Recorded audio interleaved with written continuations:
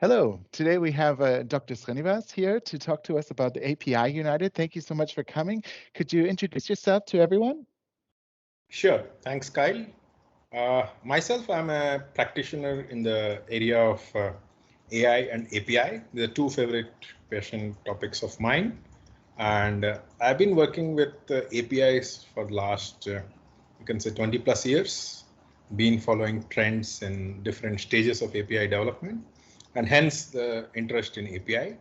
As far as my professional experience is concerned, I've been working in several information technology services and solutions companies over the past 20 plus years. And in that course, I've developed lots of APIs for customers across different technologies for APIs. Wonderful.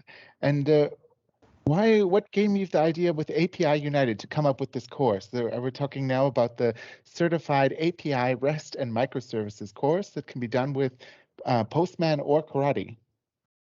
Yeah, so to give a brief genesis of this course, I happened to interact with some people from the testing community saying that I have had lots of experience in the testing of what we call as componentized applications about 10 years back, and I've been following a lot of API standards, and that's where around 2 years back we got a customer request for actually training only on SOAP UI for SOAP-based applications. It was a very custom training we did for SOAP and web services testing, and then it slowly grew from there. And as we started talking to more customers, we saw that there's a need for more standardized APIs, especially given the popularity of REST.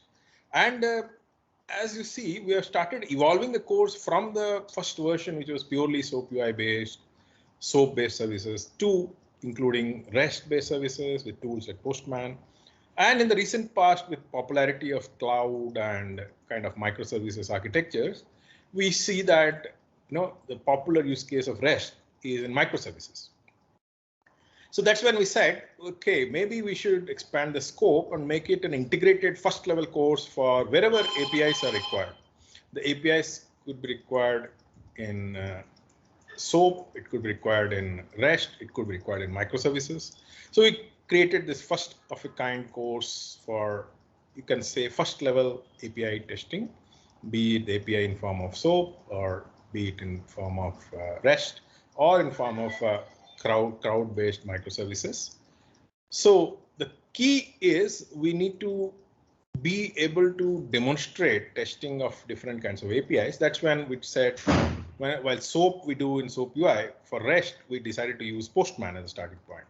But like you said, API testing with Karate or Postman, today we see that there is a growing community of REST testers who are basing their entire testing stack on Karate tool, which is actually a very customized DSL for testing and quite popular in enterprises because it makes authoring easier. So we started now with this first version, which is primarily focused on the basics of API testing with Postman as the main tool for REST and SOAP UI for the SOAP testing.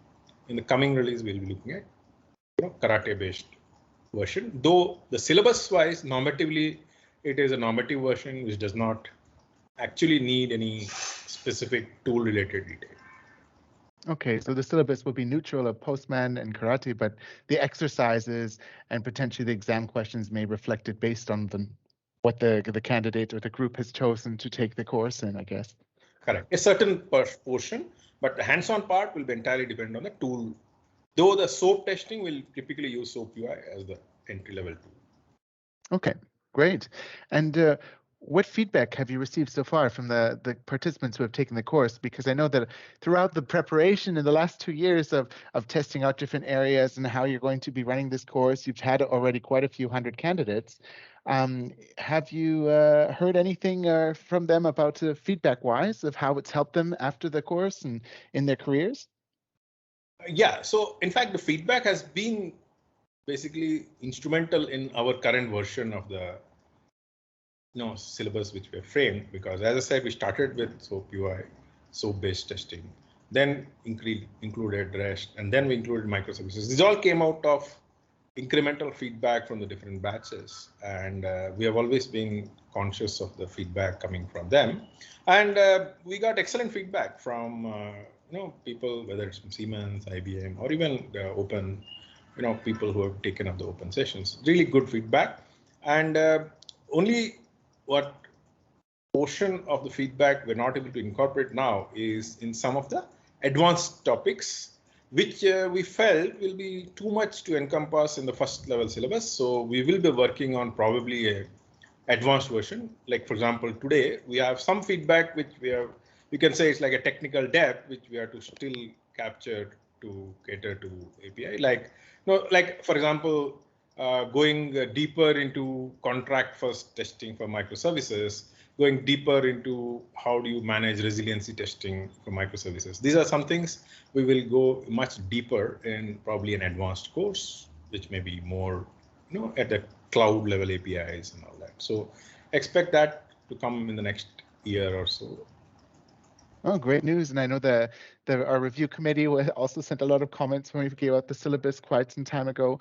And so there's been quite a journey to get to where we are now, able to launch it to the global world. So that's very exciting.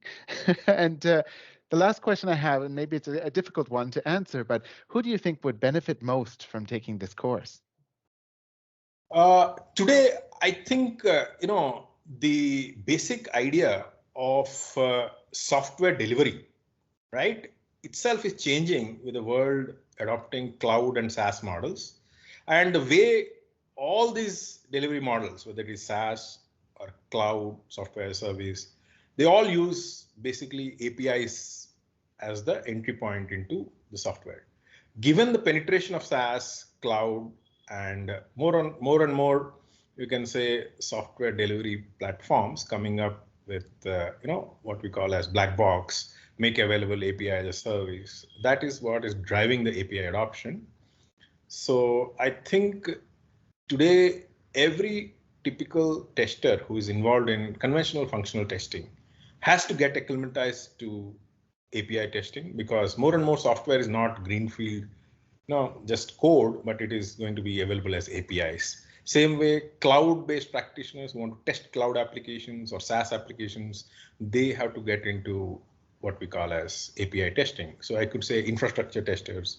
Then at the same time, test leads and test managers also have an equal role to understand what these new trends are in API testing, especially given the fact that a majority of the companies are moving to SaaS and cloud-based delivery of software.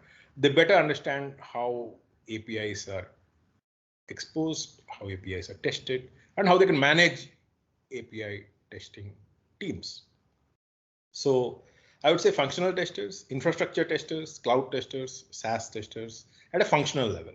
Then at a higher level, test leads, test analysts, and I would say the people who manage testing teams, like test managers. I think it is applicable at that level also to get awareness of what is happening in the world of SaaS and cloud with APIs. Perfect. And anything else you'd like to offer about the course before we wrap up this one on the launch of the API United to the world?